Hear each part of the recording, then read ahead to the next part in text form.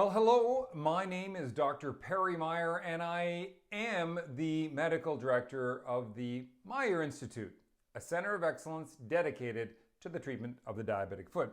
And today is May the 8th, and it marks the 6th week that we have been running the wound clinic under COVID. And although we had a very successful week and we saw our numbers slightly rising. Unfortunately, they're rising with acute patients.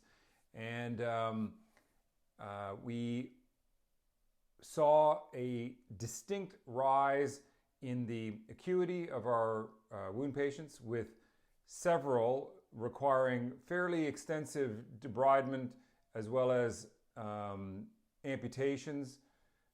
These are in our realm, and we are doing them on a regular basis, but now this past week we noticed a very large cluster of higher level amputations, ray resections, forefoot amputations, of which you did 3.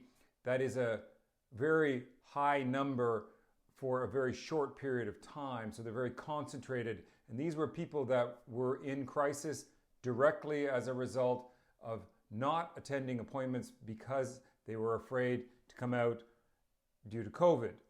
That poses a really big problem, and one that we're going to need to address over the coming weeks, about how do we get or restore the confidence of our patients in the safety or the cleanliness of the clinics that they're attending. If not that, then we need to ramp up the virtual care to be more consistent with what they would get if they would go directly to the office, which means that physicians are going to need to be open for longer than a few hours a day and receive phone calls or start booking virtual appointments to deal with the medical conditions that our patients have that are not being attended to. And this is a really big problem for us because we have numerous specialties that are in need. Our biggest concern is our vascular access, and when that doesn't happen, and because these patients are often deemed elective surgeries, then they flounder and the wounds go bad very quickly, and often end up in leg amputation, major amputations, where it was not necessary. And so it is critical that we get those surgeons back into the operating room in a safe way.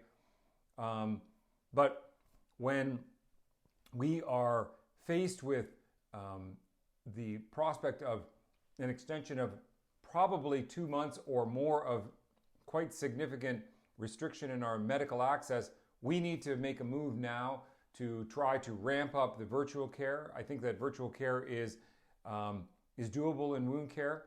It is much harder for the surgical side of things. You can't debride a wound, or you can't cut off dead tissue with a knife over the phone.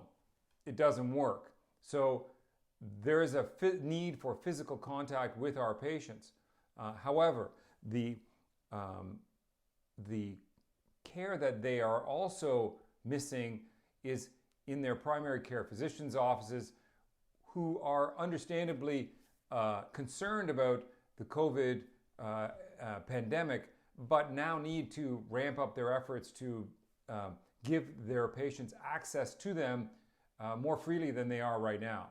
And I think that this is something that we have to come together as a community to encourage that to happen, and then to facilitate that, finding out where the concerns are, what are the hot spots, things that physicians are really uncomfortable about, and address them and give them a solution. Because I think that this is going to go on, and the new normal may very well involve a significant portion of our time done virtually, as a better way to utilize our resources and to reach more people. From a wound care perspective, there aren't very many wound care specialists around, and there are a lot of wound patients who are suffering with wounds because they don't have access to specialists. So I think that this is an effort that we can move forward on in a positive way.